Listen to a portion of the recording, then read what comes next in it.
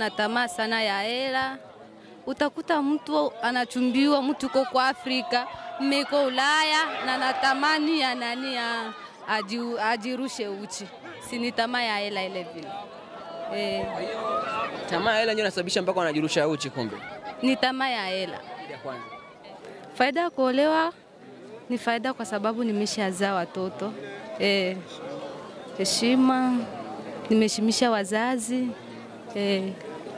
Vitu kama Kawinjoy TV, habari na burudani.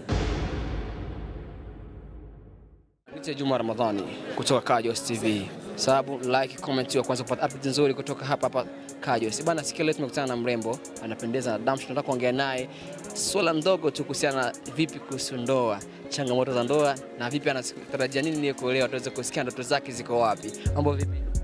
Poa. Kwa majina? Kwa majina naita Dinamike Megda.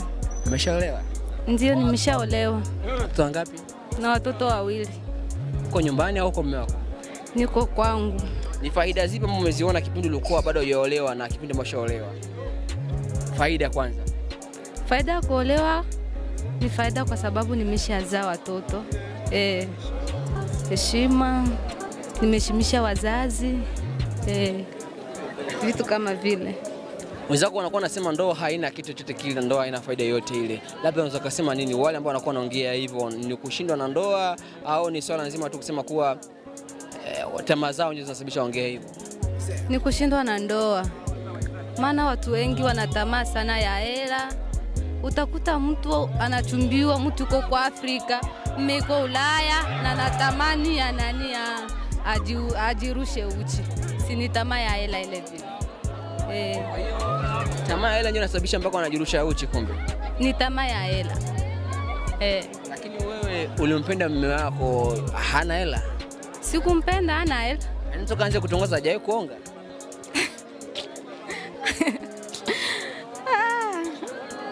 Hajawahi kunionga. Kweli kabisa? Ndio. Una namba zake hapo, mpigie simu? Ndio, na namba yake. Pigie.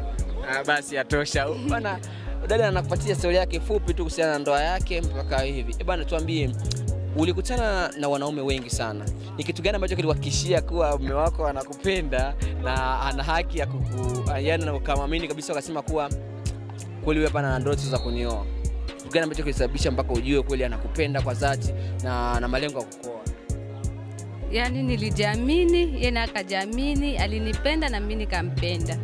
Yaani uaminifu ndio uliona tu wa maana sana kwa kishikoleta kuoa. Ndio. Wale wengine wote unaweza kuambia nini? Sababu walikuwa wengi sana. Wale wote wenyewe hawajaolewa, wasubirie tu, Mungu atawafungulia baraka na atawasaidia, wataolewa. Na wale ambao wanakuwa mpaka wajiposti ya mbesi kama ulivyosema wewe, unajua wanakuja kuolewa afu siku 2-3 wanakuwa narudi nyumbani, wale nao tatizo na kwa nini zaidi? Waache tamaa ya fedha, tamaa ya hela, yani ndio ina cost. Na wale singomazi ambao wanakuwa wanaacha ujumbe wao nakimbilia nyumbani, unaweza kuambia nao nini? Kwa kuwa navumilia tu, kila kitu ni kuvumilia.